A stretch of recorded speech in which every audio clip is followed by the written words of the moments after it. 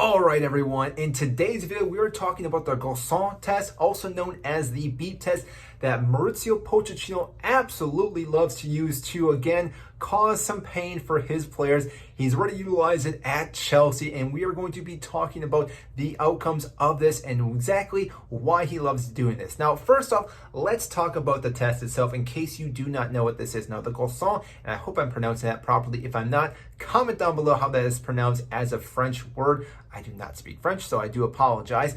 But the Gacon test is what you're running intermittently. So you're running for 45 seconds, get a 15-second break, then you're running back for another 45 seconds to get that 15-second break. Now, each time you run a distance, the next time you run back, there's increased distance. So let's say at first point, you start here and you move this way. Say it's 100 meters. Next time going back, it's going to increase by 6 meters roughly, so 106. You have to keep doing that within 45 seconds, and you only still get that 15-second break.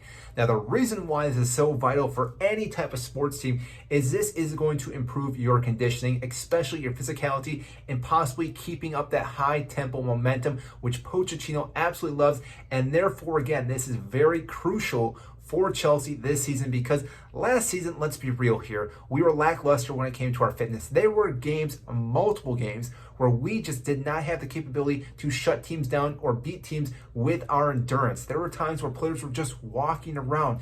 I saw it time and time again with our forwards and possibly even our midfields, and again, very frustrating as a fan. And Pochettino obviously wants to take advantage of this and make this team that much better. Now, with the first time around, the Gacon test, he did it this past week, and number one player that came out of this was Ben Chilwell. Now, that is a massive talking point because, as we know, Ben Chilwell's been rattled with injuries since coming to Chelsea. Now, granted, when he's fully fit, he is a solid and arguably one of the best left backs in the Premier League. You could argue that, but I'm going to say he is the best. Now, the fact that he was able to be the top player this first time around shows you that this player could actually have the capabilities of having a long season this year without any injuries. Now, granted, anything can happen. Someone can take you out, hit the ankle, a weird fall, all those things can happen. But the fact that he's able to be the standout player right now in Pochettino's Gacon test, this is, again, good signs. Now, the other player we obviously want to see do well